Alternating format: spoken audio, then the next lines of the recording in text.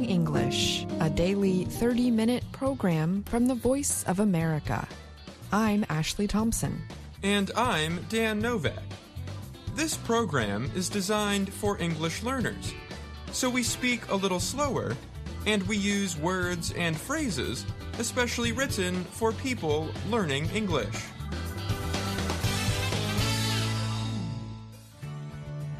On today's program, you will hear stories from Andrew Smith, Dan Friedel, and Jill Robbins.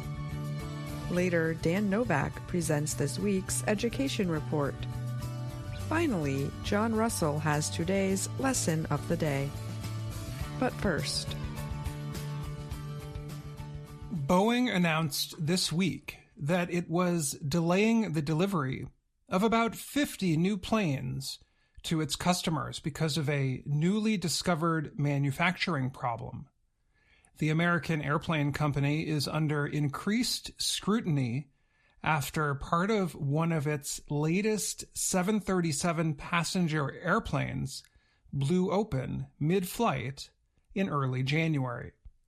The unused door opening of an Alaska Airlines Boeing 737 MAX 9 blew out on January 5th as it took off from Portland, Oregon. The part is called a door plug. It closes off a space that would normally have an emergency exit in it. The door plug permits air carriers to have a few more seats on the plane instead of the exit. No one was hurt in the Alaska Airlines incident, but the plane suffered serious damage. Investigators said bolts meant to secure the door plug were not tightened properly. Many airplanes owned by Alaska Airlines and United Airlines were prevented from flying as the panels were fixed. Most are now flying again. The American Federal Aviation Administration, FAA, restricted the production of MAX 9 planes until it is satisfied with Boeing's safety measures. Now, another problem has come up. An employee of a company that makes parts for Boeing said some holes were not drilled correctly in the window frames of some MAX jets. That company, Spirit Aerosystems, is also being looked at in more detail after the Alaska Airlines incident. Its parts were used to secure the door that blew out in January. One of Boeing's top leaders is Stan Deal. In a letter, Deal wrote that the company would have to perform rework on about 50 undelivered planes, but it is not a safety problem for airplanes currently in use.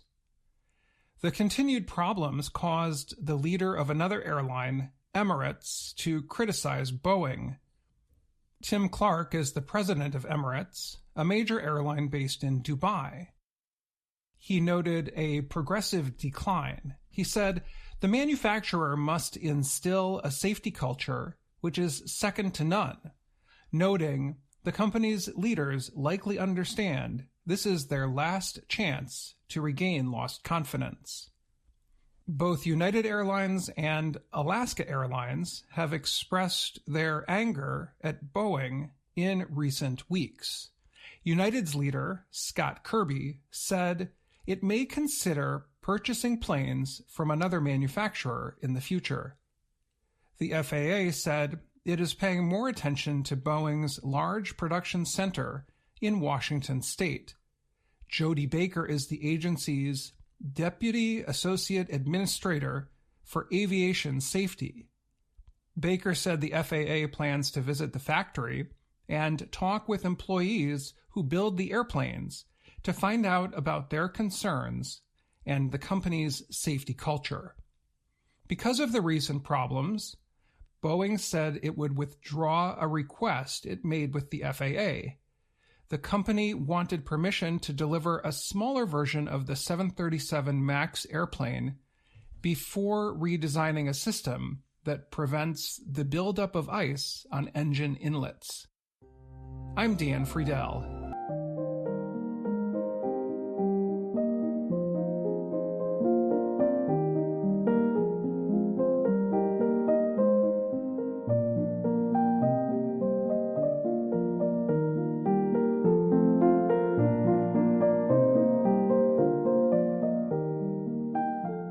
King Charles's cancer was caught early, British Prime Minister Rishi Sunak said Tuesday. Sunak added that the nation is hopeful the king can make a full recovery. Buckingham Palace officials announced on Monday that the 75-year-old king had a form of cancer and would postpone his public appearances to receive treatment.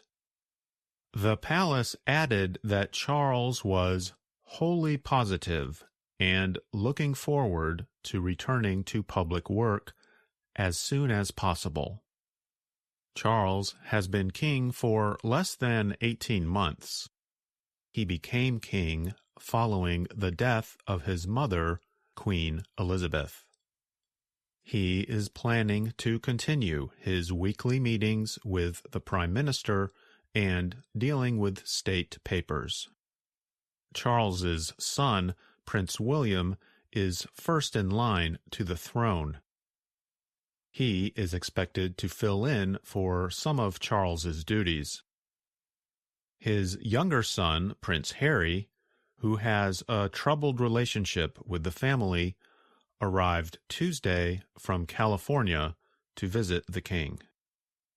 Sunak said he had been shocked and sad at the news.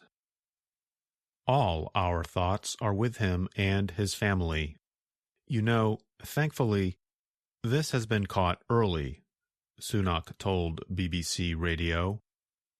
Sunak said he was in regular contact with the king. That will, of course, continue as normal, he said. U.S. President Joe Biden expressed his concern on Monday and said he planned to call the king later. Canadian Prime Minister Justin Trudeau wrote on the social media service X, "We're sending him our very best wishes and hoping for a fast and full recovery." The cancer was discovered recently when Charles stayed 3 nights in the hospital. At the time, he was undergoing a medical procedure for a non-cancerous enlarged prostate.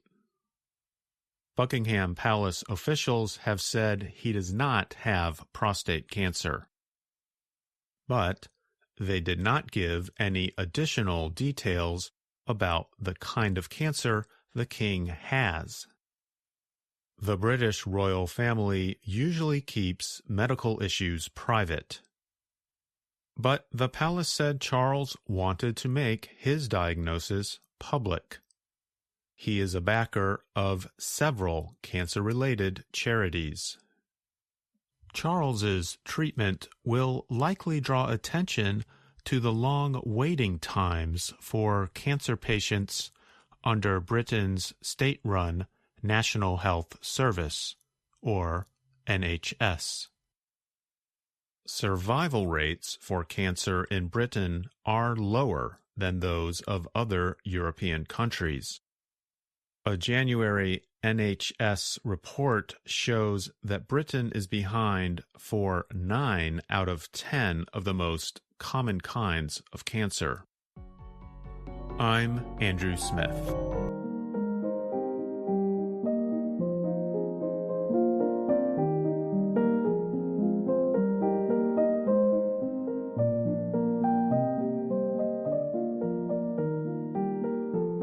Inside a recording room at Queen Mary University of London, several researchers are working with new artificial intelligence, or AI, tools. Their aim is to develop what they call the new virtual worlds of music. Andrea Martinelli and Max Graf are among more than 30 doctoral students working with Matteo Barté, a senior lecturer in digital media. They are exploring the possibilities of computational creativity and generative AI. Generative AI is a term that describes technology tools designed to operate at human levels. Together, the researchers have set up a futuristic studio where music meets cutting-edge technology. Groff showed off a virtual instrument to reporters with the Reuters news agency. Groff calls the instrument Nets. Nets is played through an augmented reality headset. Augmented reality equipment combines the real world with computer-created content. The device Groff uses follows body movements to create musical sounds like notes and chords. Martinelli played a hitar, a guitar with AI sensors added to it. The sensors can read his movements to create percussive or drum-like sounds. These sounds cannot be made with a normal guitar. AI can be found in music making dating back to the 1950s. But recent progress in generative AI has led to divided opinions on the technology. Generative AI grew in popularity last year thanks to the ChatGPT language system. Generative AI can create new sounds, words for music, or entire songs on its own. But artists usually use simpler AI to add to their sound. British musician Youngblood said he believes AI can help his music go to another direction. Other musicians worry that the technology could go too far. Amy Love plays in the English rock group Nova Twins.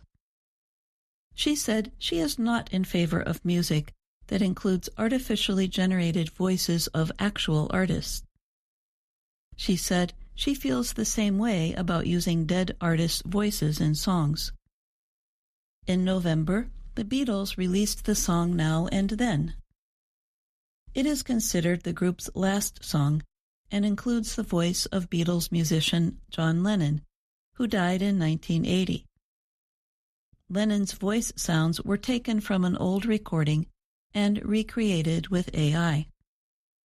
New York City-based entertainment company Warner Music said in November it was partnering with the estate of the late French singer Edith Piaf to recreate her voice using AI. Many experts say AI raises legal and ethical concerns. But guidelines on generative AI are still only in their early stage. Barthe said, "I think AI can have its place in the music production chain." But he added that is only possible if the technology is guided in the right way and if there are rules in place to make sure that musicians keep some amount of control. I'm Jill Robbins.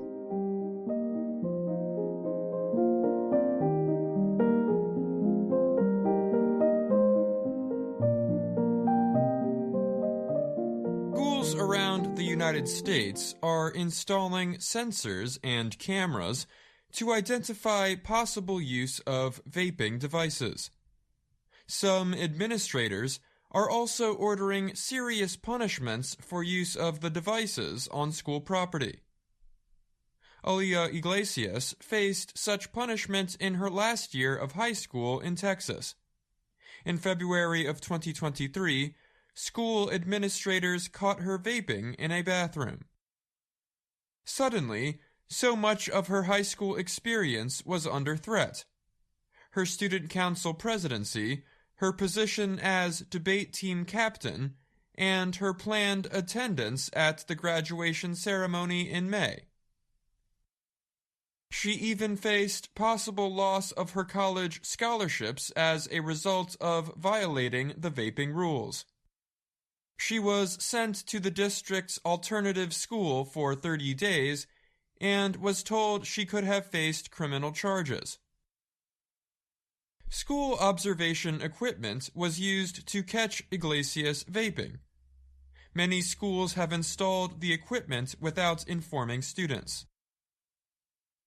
Students found vaping can also be charged with a misdemeanor and fined up to $100. Students found with vapes containing THC, the chemical that makes marijuana users feel high, can be arrested on felony charges. At least 90 students in the Tyler school system where Iglesias was a student have faced misdemeanor or felony charges. School systems around the U.S. have invested millions of dollars in the observation or surveillance technology. Administrators have used federal COVID-19 emergency relief money to buy the equipment. Marketing materials have noted the sensors, at a cost of over $1,000 each, check air quality to help fight the virus. Vapes are a major problem at many middle and high schools. The devices release vapor containing the highly addictive chemical nicotine. Millions of minors report vaping despite efforts to limit sales to kids by raising the legal age to 21 and a ban on flavored products. Some districts combine the sensors with surveillance cameras. When activated by a vaping sensor, those cameras turn on so violators might be identified.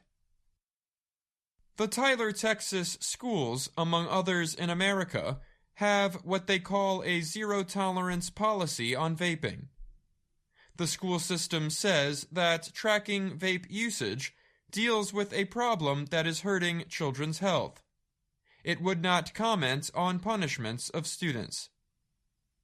A leading provider, Halo Smart Sensors, sells 90% to 95% of its sensors to schools. The sensors do not have cameras or record audio, but can detect increases in noise in a school bathroom and inform school officials of that immediately, said Rick Cadiz. He is Vice President of Sales and Marketing for IP Video, the maker of Halo Sensors. The sensors are marketed mainly for detecting vape smoke or THC, but they also can detect sounds like gunshots or words that are signs of possible bullying. During the pandemic, Halo noted on its website that indoor air quality observation was an approved use for federal COVID relief money. Schools now can use some of the almost $440 million vape maker Juul is paying to settle a legal action against it. The claim accused Juul of marketing its products to youth, Cadiz said. All it's doing is alerting that something's going on, he said. You need someone to physically investigate the alert that comes out. At the Coppell Independent School District in Texas, sensors are part of a vaping prevention plan that includes educational videos and a tip line. Students can receive $50 for reporting on violators. Jennifer Valines, the district's director of student and staff services, said students were turning each other in right and left. Students can be sent to an alternative school or serve in-school suspensions, but are not expelled for vaping, she said. Iglesias's punishment included having to step down as student council president and debate captain and leaving the National Honor Society. At the alternative school where she spent a month, students do their studies without attending classes. Iglesias was still able to attend her final school dance and graduation ceremony. Her college scholarship was not withdrawn either. She now attends Tyler Junior College. For her, the punishments for vaping go too far. The people that make these policies and implement these things sit in a room and do not walk the campuses or see the results, Iglesias said. I'm Dan Novak.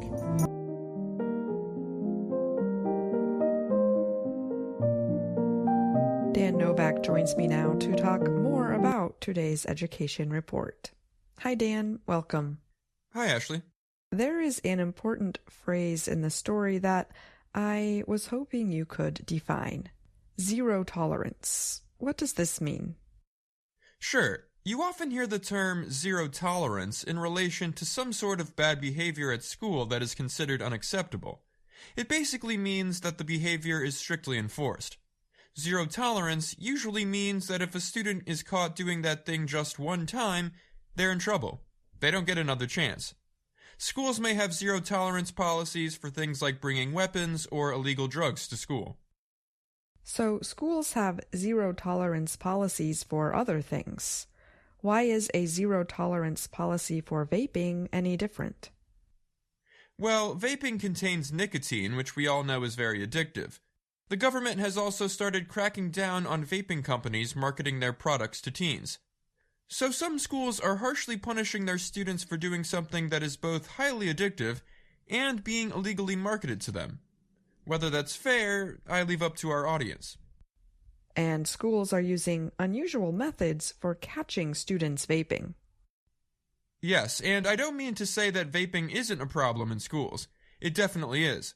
Some students have reported being unable to use the bathroom because of the amounts of vape smoke. So schools have installed sensors that can identify whether someone is vaping. The sensors appear to be quite effective, but of course this raises all kinds of privacy concerns.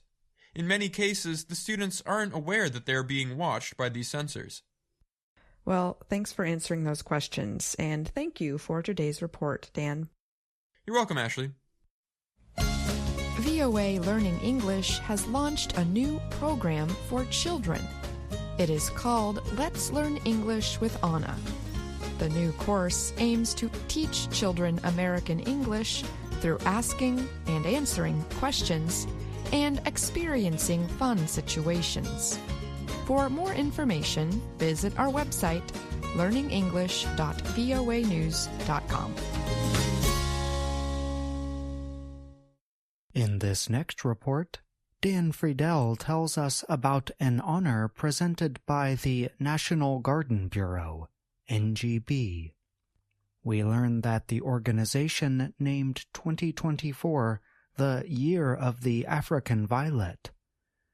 The African violet is a plant that came to the U.S. from Tanzania well over 100 years ago.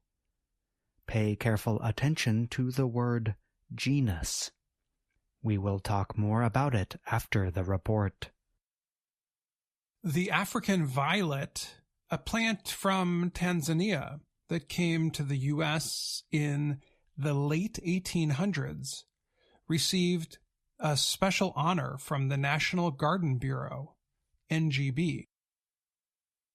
The organization named 2024 the Year of the African Violet. Other plants, flowers, and vegetables for 2024 include squash, angelonia, lily, buddleia, and hosta.